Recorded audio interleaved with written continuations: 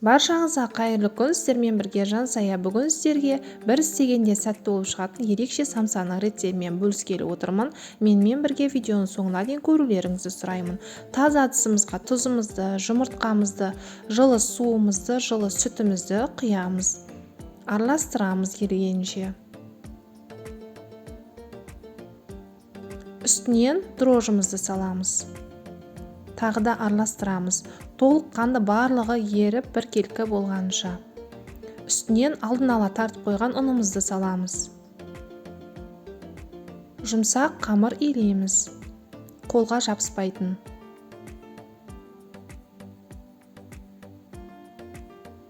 Каналыма тіркелмеген болсаңыз, каналыма тіркеліп, қазақша канал одан ары дамуына септігіңіз тигізіп, төменге пікіріңізді қалдырып, осы видеоны туысқандарыңызға, достарыңызға жіберіп бөлісіп отырсаңыз, сонымен қатар менімен бірге видеоның соңына дейін көрулеріңізді сұраймын. Дәл осындай жұмсақтықта болады, қолыңызға жабыспайтын. Бетін жауып, жылы жерге көтерілгенше қойып қоямыз. Қамырымыз көтерілді.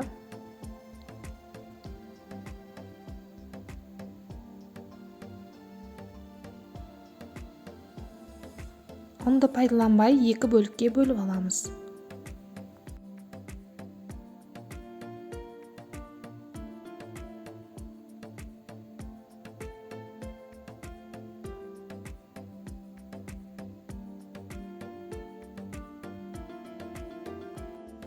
Тағы да қамырымызды 16 бөлікке бөлеміз.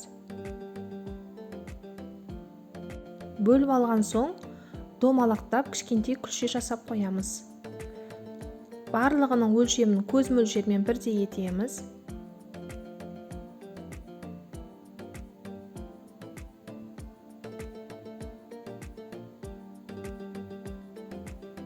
Тойымды өте ерекше самса міндетті түрде істеп көріңіздер. Ұнның көмегімен қамырымызды жайып аламыз.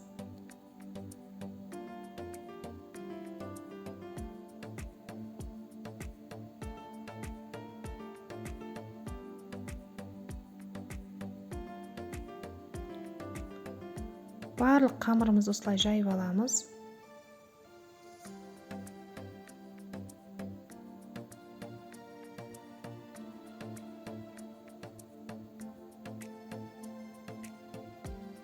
Қамырымызды жайып болған соң таза ыдысымызға жайған бір қамырымызды қойып, сары майымызды ертіп, бетіне бір тегіс етіп жағып аламыз.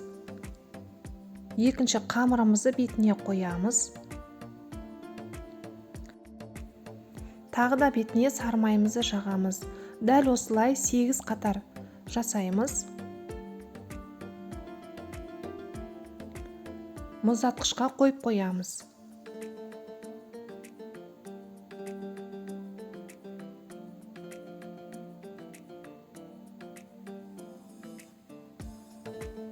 Менің каналымда бұдан да басқа дәмді рецептер бар. Каналыма кіріп көрсеңіздер болады. Пирогтардың, самсаның, бұдан да басқа ыстық тағамдардың рецептері бар. 30 минутқа мұздатқышқа қойып қоямыз. Енді салмасын дайындаймыз. Салмасынан 500 грамм бізге ет керек. Шегілген ет. Үстінен пиязымызды саламыз. Пиязымызды майдалап 4 бұрышты етіп турап аламыз. Сұйық майымызды құямыз. Дәмдеуіштерімізді саламыз. Жақсылап араластырамыз.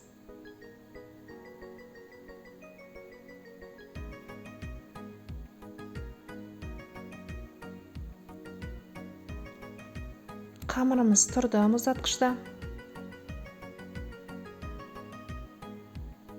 Қамырымызды жайып аламыз. Ашыған қамыр болғандықтан дәл осындай көтеріліп тұрады.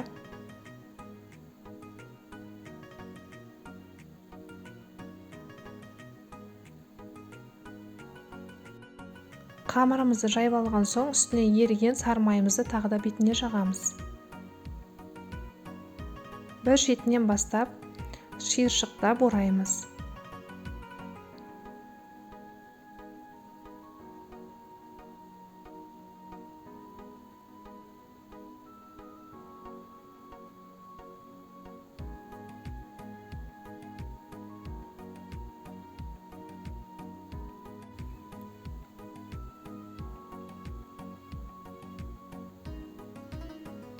Каналыма тіркелмеген болсаңыз, каналыма тіркеліп, қазақша каналдың одан ары дамуына септігіңіз тигізіп, төменге пікіріңізді қалдырып, осы видеоны туысқандарыңызға, достарыңызға жіберіп бөлісіп отырсаңыз.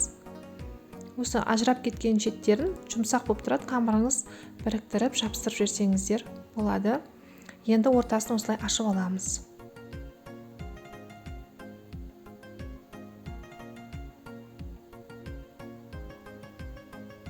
Барлық қамырымызды осылай ашып аламыз.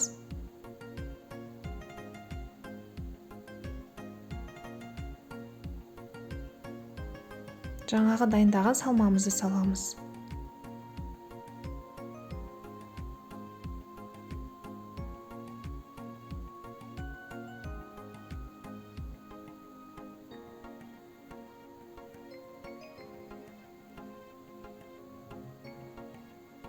Салмасын ортасына түсіріп, жақсылап жабыстырамыз.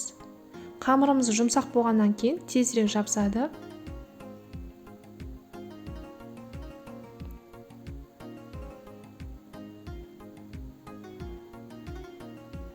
Видеоның соңына дейін көрулеріңізді сұраймын. Барлық қамырымызды дәл осылай жабыстырып аламыз. Пісіретін табамызға барлығын қойып шығамыз. Менде видеоға түспей қалыпты. Бір жұмыртқаның сарысына біраз қасық сүтті құйып, самсаның бетіне жағып шығамыз. Қызып тұрған пеште пісіріп аламыз. Видеоның соңына дейін менімен бірге болып көргендеріңіз үшін рахмет. Міндетті түрде істеп көріңіздер, ас болсын.